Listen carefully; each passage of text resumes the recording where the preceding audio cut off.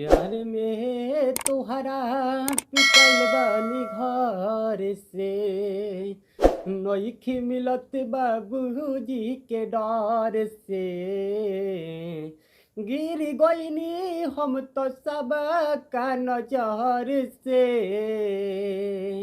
नइखे मिलत बाबूजी के डर से प्यार में तोहरा।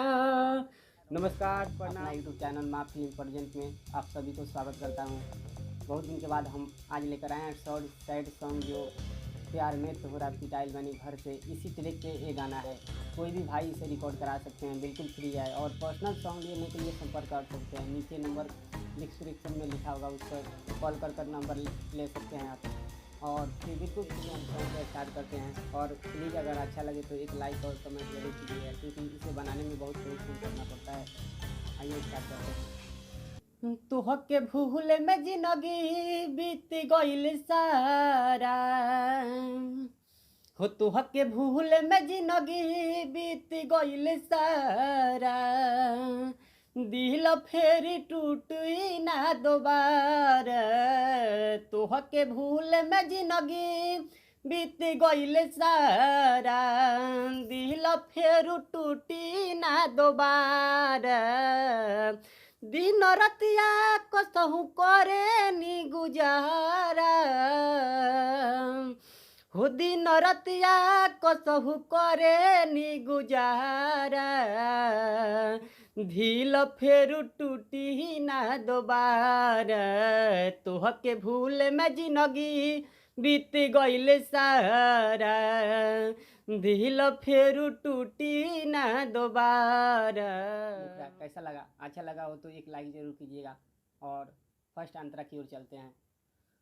हाँ हाँ केतनो रोइले हम ही जानिले, हाँ केतनो रोइले हम ही जानिले, शादी भइला के बाद चाहिए। केतना रोइले हम ही जानिले, शादी भइला के बाद चाहिए। अब न बहनत नइखे जिए के सहारा, अब तो बहनत नइखे जिए के सहारा, दिल फेर टूटी ना दोबारा। तोहके भूल में जिंदगी बीत गईल सारा, दिल फेर टूटी ना दोबारा। अब जो भी सिंगर भाई गाएंगे उस अपना नाम लगा सकते हैं। अभी तो हम गा रहे हैं तो अब अपना नाम लगा कर गा दे रहे हैं।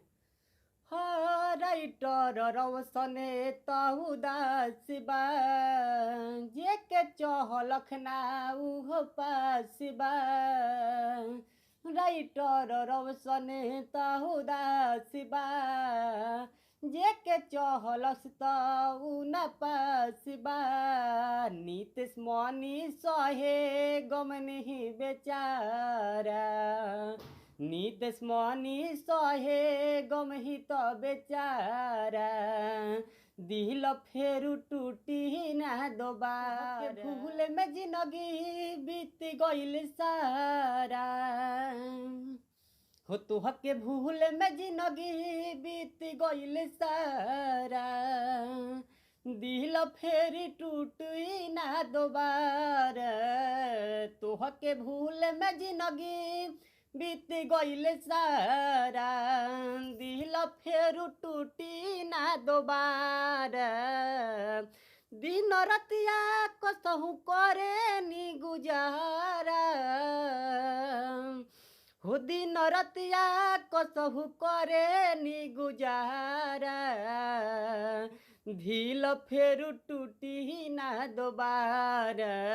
तोहके भूल में जिंदगी बीत गईल सारा, दिल फेर टूटी ना दोबारा।